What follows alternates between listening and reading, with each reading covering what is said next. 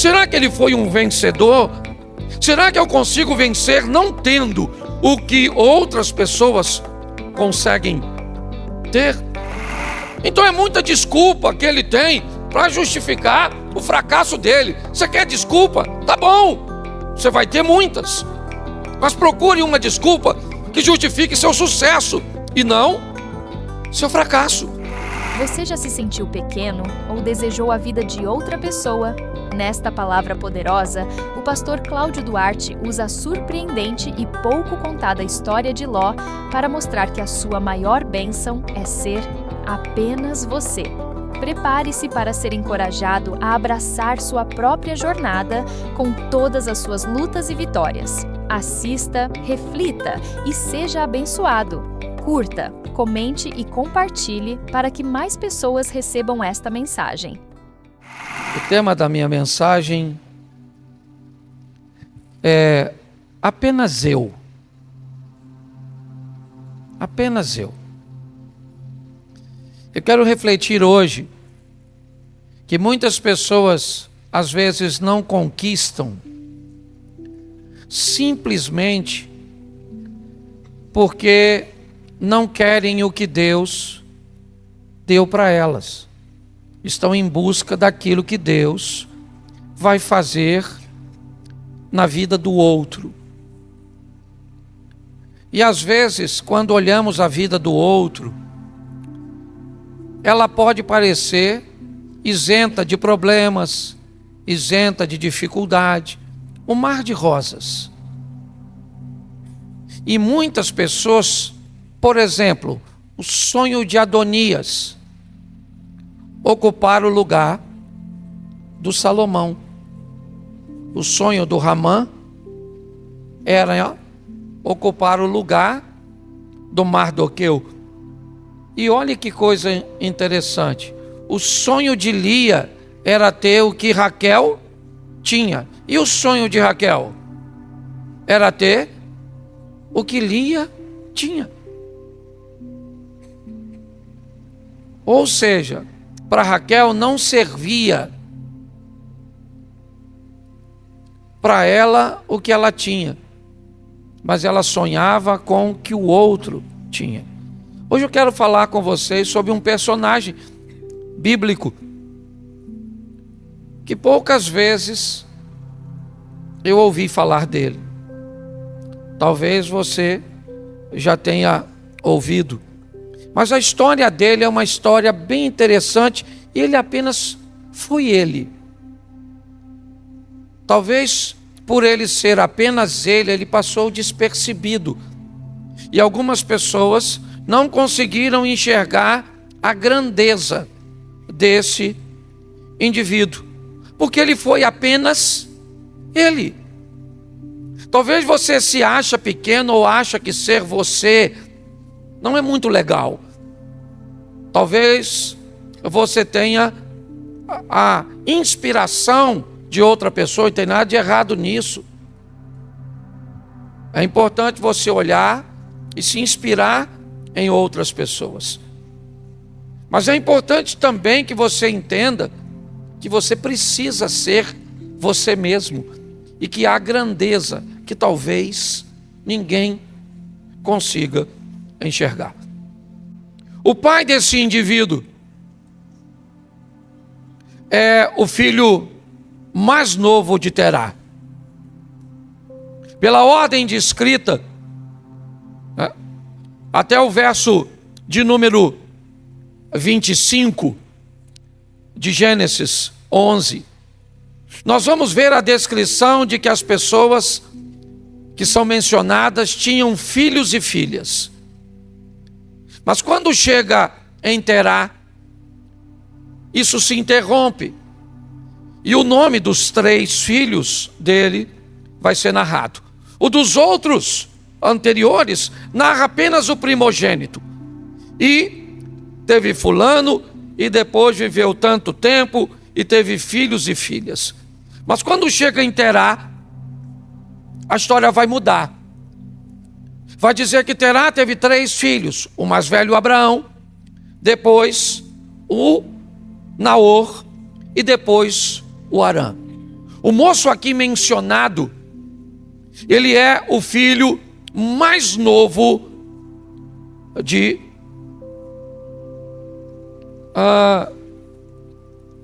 Arã. Ele vai ser o filho, né, do filho mais novo. Eu quero mostrar a você hoje que, pela perspectiva, ele tinha tudo para não ser ninguém. E na verdade, para muita gente, ele vai passar por despercebido. Se você acha que isso é pouco, talvez suas desculpas sejam melhores do que a dele para não ser um vencedor. Ele é apenas o filho do filho mais novo.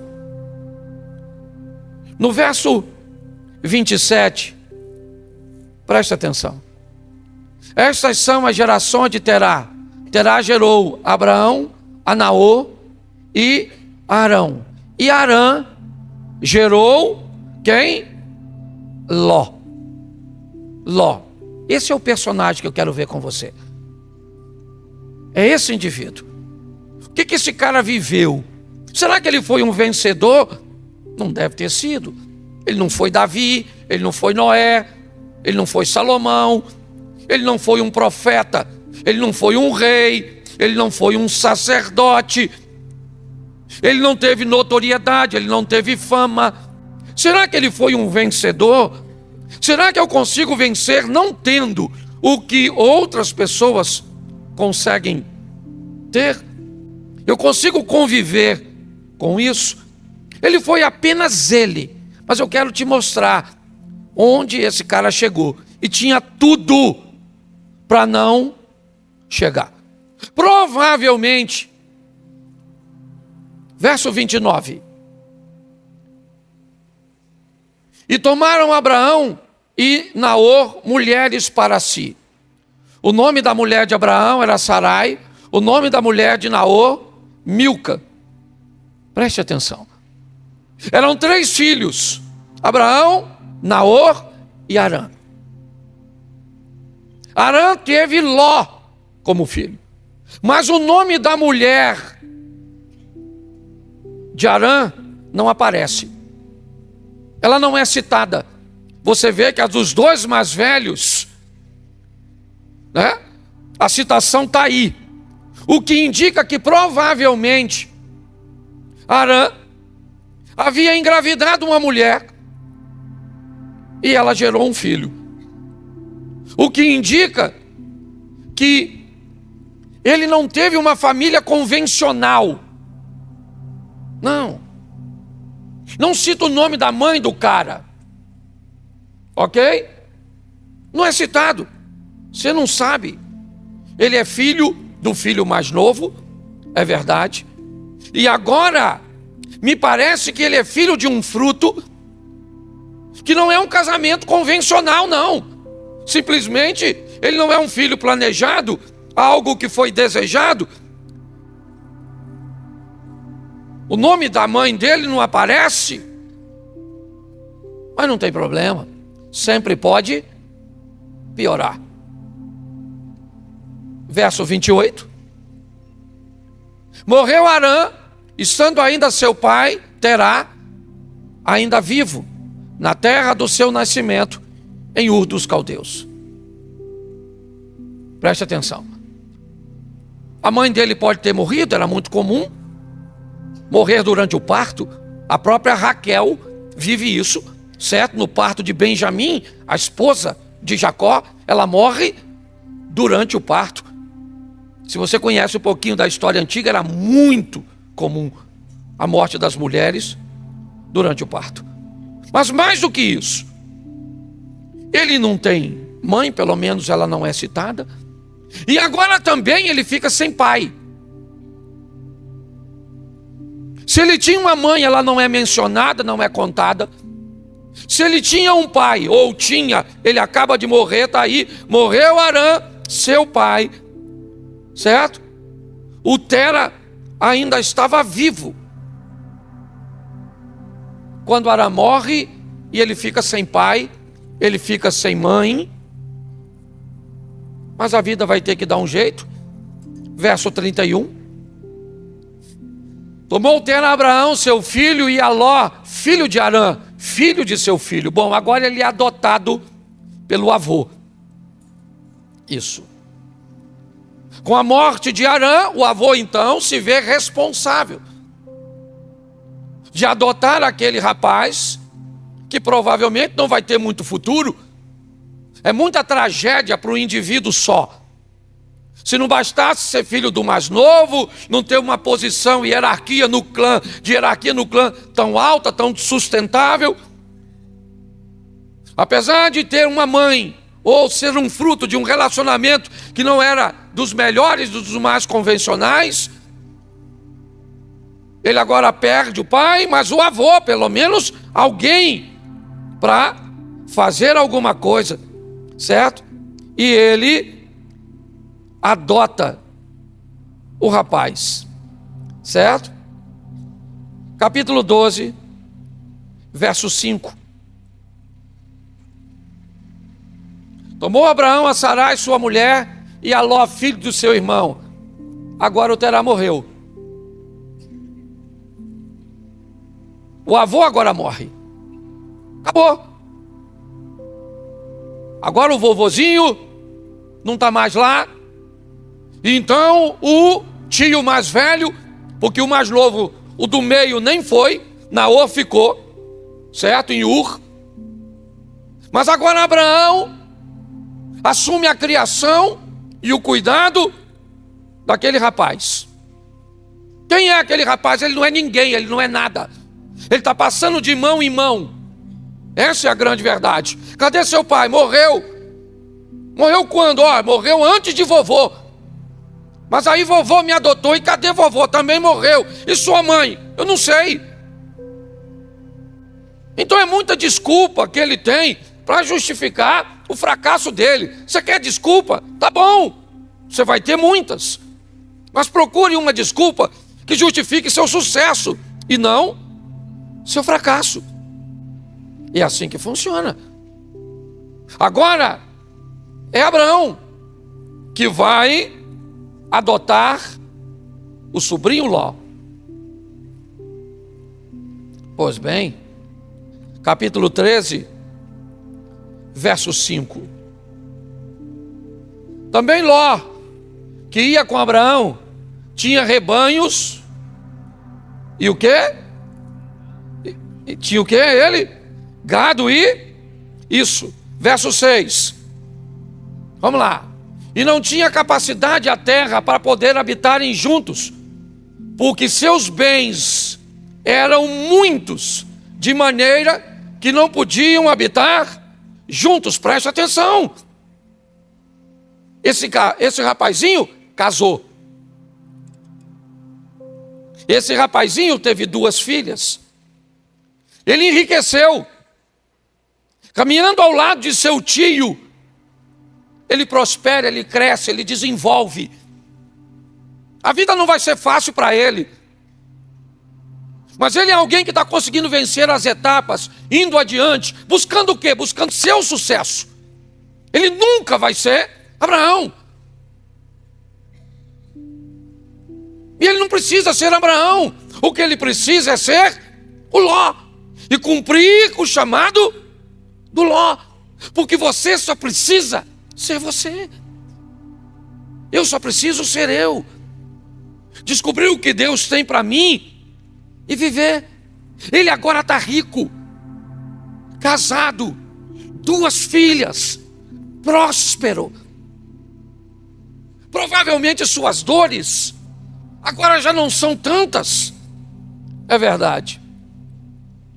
Mas o capítulo 14, verso 12, diz o seguinte: também tomaram a Ló, que habitava em Sodoma, filho do irmão de Abraão, e os seus bens, e foram-se. Bom, agora roubaram tudo dele. Invadiram, naquela guerra dos 4 contra os 5 reis, invadiram e pegaram tudo de Ló, e se não bastasse, ainda levaram o cara cativo. As coisas estavam indo muito bem para ele. Estava casadinho com as suas filhas, certo? Com seus bens, estava rico, mas agora ele foi assaltado. Sua casa foi invadida, ele foi levado. E agora de rico ele virou pobre, de livre ele virou prisioneiro. Essa é a vida desse cara. Ele perdeu tudo no verso 12. Mas, olhe para o verso 16. E tornou a trazer todos os seus bens. E tornou a trazer também a Ló, seu irmão, e os seus bens, e também as mulheres e o povo. Ele conseguiu recuperar tudo. A vida dele é cheio de idas e vindas. Quando parece que as coisas vão, elas retrocedem. Mas agora, Abraão vai lá, certo? Com seus confederados, e luta para libertar seu sobrinho, certo? Traz ele de volta, seus bens estão de volta, ele está de volta no cenário, é verdade. Mas agora não é a casa dele, é a cidade onde ele mora, que vai ser, é desgraça demais, com um cara só. Agora é a cidade que o cara mora. A cidade que o cara mora vai ser destruída. Ela não vai ser invadida por homens, por reis.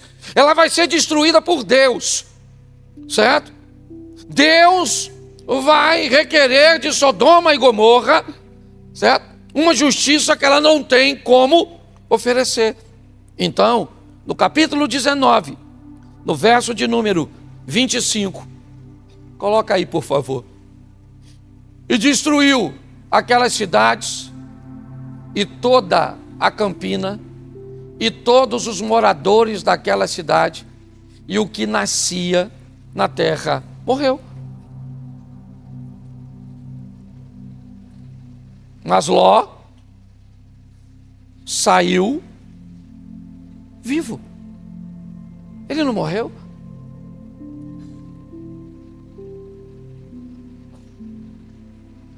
Olhe bem, pega a trajetória desse cara. Foi tudo destruído.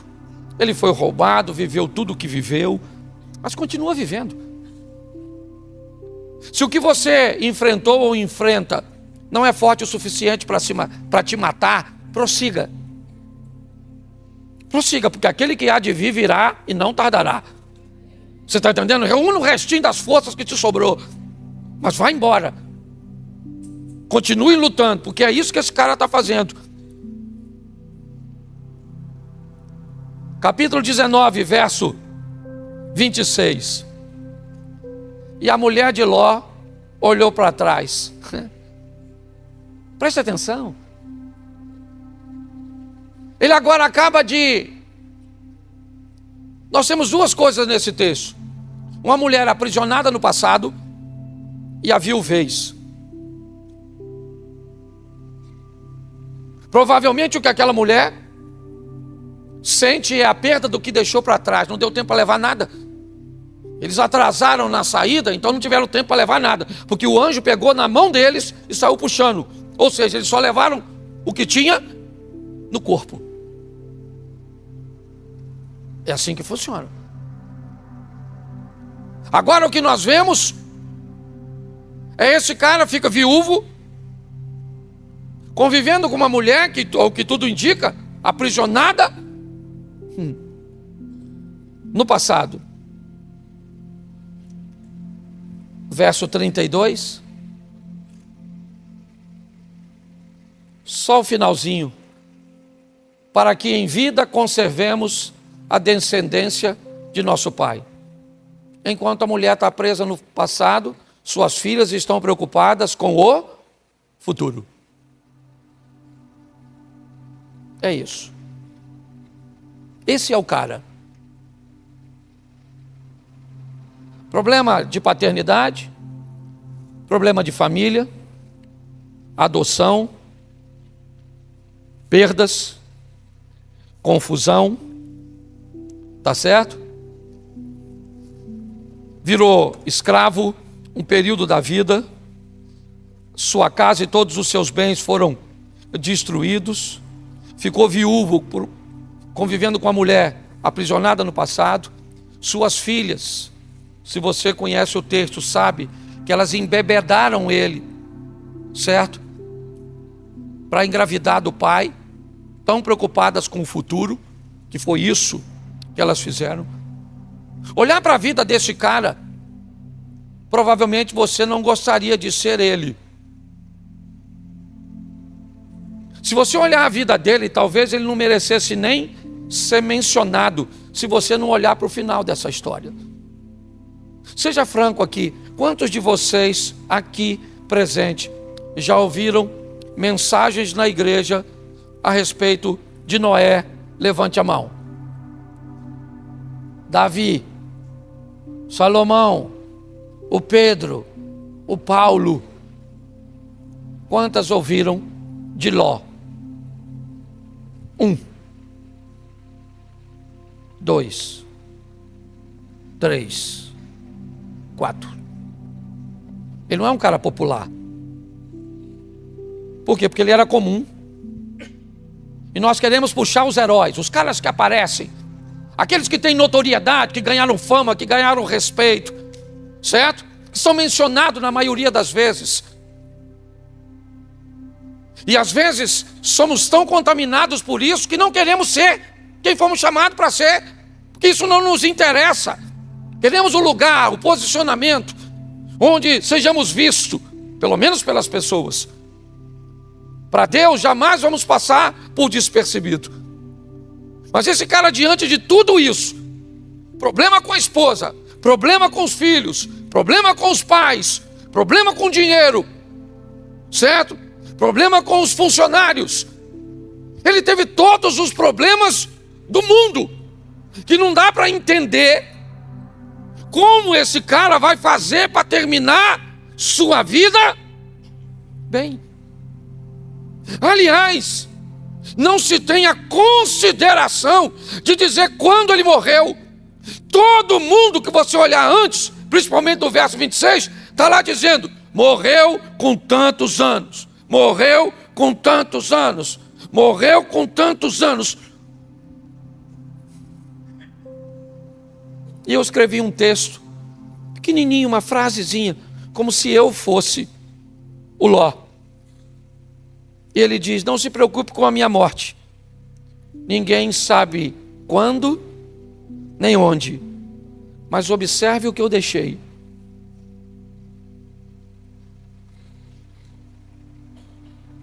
O que esse cara deixou? Que legado um cara desse pode ter deixado, sendo enganado pelas filhas, problema com o filho, problema com a esposa, problema com os pais, certo? Ele teve tudo o que pode traumatizar um indivíduo junto. Eu conheço gente que não anda só por causa de um trauma desse. A minha vida não anda porque eu não sei quem é minha mãe, não sei quem é. Minha vida não anda, sabe? Meus filhos me puxam para trás, as filhas puxou para trás, a mulher esquisita, certo? Pensa.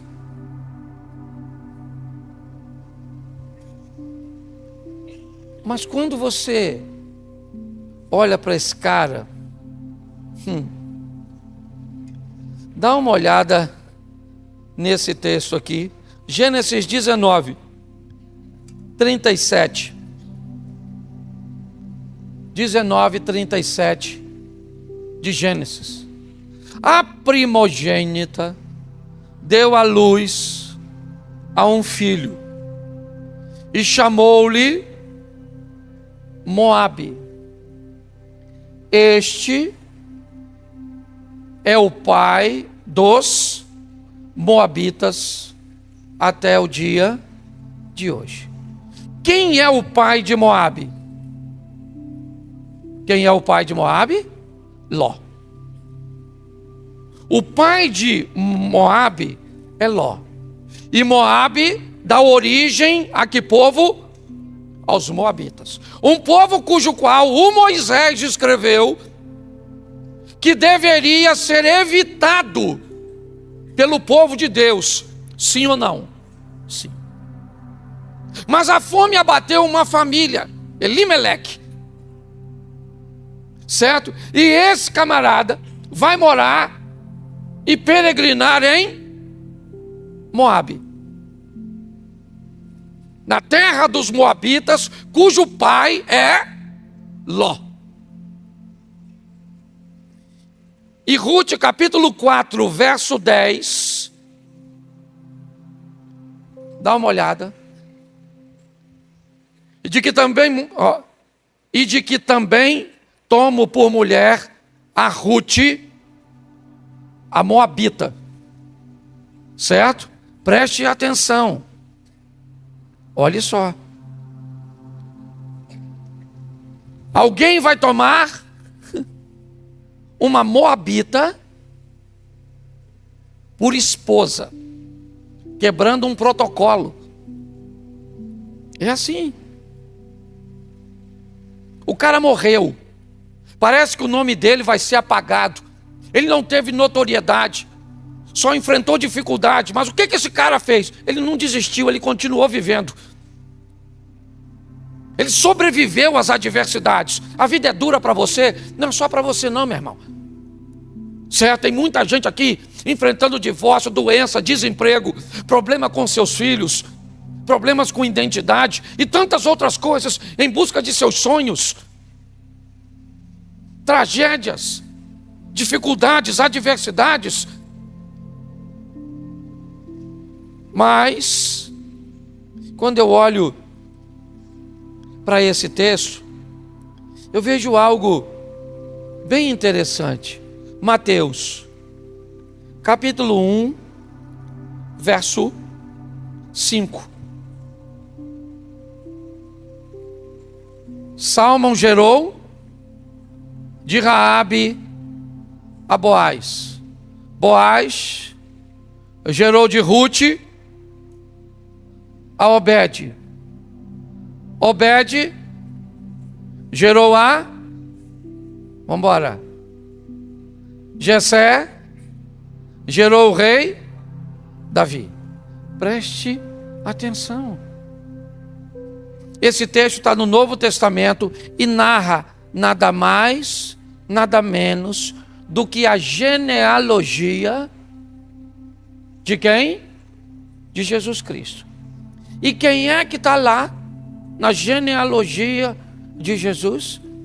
Uma mulher chamada Ruth, que era uma cujo pai,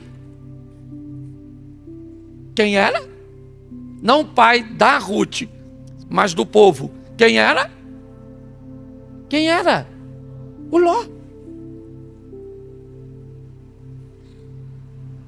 O nome da família desse cara está na genealogia de Jesus. Você entende a grandeza desse moço anônimo, despercebido, que ninguém muitas vezes sabe quem é, que as pessoas não pregam sobre ele, que ele não tem a oportunidade, e nem por isso se achou menor, e nem por isso se entregou. Não! Se ele estivesse aqui hoje, sabe o que ele diria? Meu nome é Ló, com muito orgulho. Eu tenho orgulho de ter vencido tudo o que eu venci, de ter superado tudo o que eu superei, de ter força para ver todo mundo ter um pai e eu não, todo mundo ter uma mãe e eu não. Eu tenho orgulho de ter sobrevivido a caminhar com gente que me puxava para trás, mas eu não parei. Até que recomeçar depois de ter perdas tão significativas. Mas eu prossegui. E a maioria das pessoas sequer vão lembrar de mim. Mas eu sei quem eu sou. Eu sou apenas eu. Apenas eu. A vida de Ló foi marcada por perdas, traumas e aparentes fracassos. Contudo, ele sobreviveu e seu nome foi eternizado na história da salvação. A lição é clara: suas adversidades não definem seu futuro. Abrace quem você é, com orgulho da sua jornada e das cicatrizes que te fizeram mais forte. Sua maior vitória pode ser simplesmente prosseguir e ser apenas você. Que essa mensagem fortaleça seu coração para continuar lutando.